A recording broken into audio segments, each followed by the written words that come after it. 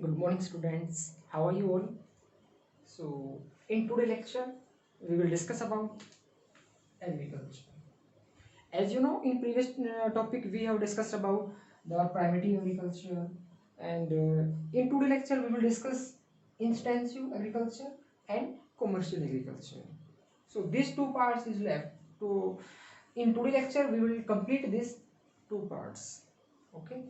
So first we will discuss what do you mean agriculture. As we can complete this in previous topic, agriculture is a art and the science. We cultivate the land and raising the crops and rearing the animal and the livestock. So this is we can call the agriculture. Okay. So primitive agriculture we can call this is the motive of the farmer for the self consumptions and all type of instruments and the small patch lands we cultivate this land. So in Assam we can call the zooming agriculture also, and there is no techniques of the high yield variety of seeds and new technology we are not used in this primitive substance as we can completed in the previous topic also. So now we will discuss about here intensive substance.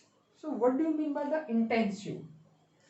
Intensive का मतलब हिंदी के अंदर जो बोलते हैं बोलते हैं गहन खेती। गहन का मतलब भाई थोड़ी जमीन है, आपको ज्यादा प्रोडक्शन करना है, ठीक है। It mean fix land areas and you have to take the more and the more productions because you have the pressure of the land, population pressure you have. तो इंटेंसिव का मीन्स भी यही है as like in the northern part of India, कि जहाँ हम रहते हैं इंडिया के अंदर नॉर्थन पार्ट में there is the pressure of land, कि यहाँ पर प्रेशर है लैंड के ऊपर, ठीक है। क्यों? पॉपुलेशन ज़्यादा है and we are using the more and more fertiliser pesticides and we are taking to more productions. So what is the characteristics of this type of agriculture? First, the high population pressure, कि आपका जो area होता है उसमें क्या होता है, population pressure बहुत ज़्यादा होता है, ठीक है। कि प्रेशर की वजह से क्या करना पड़ता है हमें, मोर एंड मोर प्रोडक्शन, उससे ज़्यादा से ज़्यादा techniques we have to implement in these areas, कि कैसे हम और भी ज़्यादा प्रोडक्शन ले सकते हैं, because we have to take the all food facility to provide the whole public. Second things, high dose of biochemical inputs, कि आप fertilizer pesticides you using the again and again and the high quantity also. There is no need of the soil, but we have to take the more production, so that's why we are using high quantity of biochemicals. Okay, so after this division of land, so in this area very well small areas, we don't have the lot of land areas, and one more thing कि जो divisions of the land is the main factor in these areas, कि जैसे कि एक ही parents जो है, parents हैं उनके जो ना दो बच्चे हैं, वो फिर डिविजन्स हो जाती है, वहाँ से फिर क्या है सब डिविजन्स फिर हो जाती है। तो इस तरीके से मतलब लैंड का जो डिवीजन है वो ज़्यादा है, ठीक है, कि स्मॉल पैच ऑफ लैंड आपके पास में बचता है, बट इस थोड़ी ही जमीन से we have to take the more and the more production, ज़्यादा से ज़्यादा प्रोडक्शन लेने की कोशिश करते हैं हम लोग, ठीक है, because we have the pressure of the population, ठीक है, and we are using the biochemical. उसके लिए हम क्या करते हैं, टेक्निक्स अपनाते हैं, न्यू मेथड्स अपनाते हैं, ठीक है, साइंटिफिक तरीके से वो चीज़ें इम्प्लीमेंट करते हैं हम लोग, ठीक है। Maximum output from the limited lands, yes we have the limited land as you we discussed here, कि हमारे पास में जो लैंड है वो क्या है, एक लिमिटेड है, बट यहाँ हम लोगों ने बात किया कि मैक्सिमम आउटपुट लेने की कोशिश करते हैं। मैक्सिमम आउटपुट मीन्स कि ज़्यादा से ज़्यादा प्रोडक्शन, इट मीन्स कि हमने किसी एरिया से 50 क्विंटल जो है हमने गेहूं लिया है एकड़ से ज़मीन से, नेक्स्ट ईयर हमारा जो पर्पज होगा कि वहाँ से 60 क्विंटल लिया जाए, ठीक है, 60 क्विंटल वो जो ना वहाँ से गेहूं लिया जाए। अगर हमने टेक्निक्स अपना करके, it mean using of fertiliser techniques HYB seeds अगर लेकर के हमने 60 क्विंटल अगर ले भी लिया है, तो नेक्स्ट टाइम हमारा क्या पर्पज रहेगा, 70 क्विंटल जो है वो अनाज आपका होना चाहिए, ठीक है। तो इस तरीके से मतलब आपका क्या है कि मोर एंड मोर की तरफ आप बढ़ते जाते हैं, ठीक है, कि नीड्स को पूरा करने के लिए, ठीक है। After this type of agriculture we can call the intensive substance farming, कि उसको हम क्या बोलते हैं, इंटेंसिव सब्सटेंशियल फार्मिंग बोलते हैं। ठीक है, आप अपने एरियाज में भी देख सकते हैं, ठीक है, कि ज़्यादा से ज़्यादा लोग एक ही एरिया के अंदर लग करके उसमें production more and more production लेने की कोशिश करते हैं। ठीक है, मोस्टली हमारा जो प्लेन एरिया है वहाँ ये चीज़ें देखने को मिलती हैं। After commercial farming, what do you mean by the commercial farming? Commercial farming जो है, इससे पहले हम लोग डिस्कस करेंगे अबाउट द ग्रीन रेवोल्यूशन की। ठीक है, ग्रीन रेवोल्यूशन मीन्स क्या है कि using of fertiliser, pesticides and high yield variety of seeds, irrigation facilities and technology. We implement all this in agriculture and increase the production.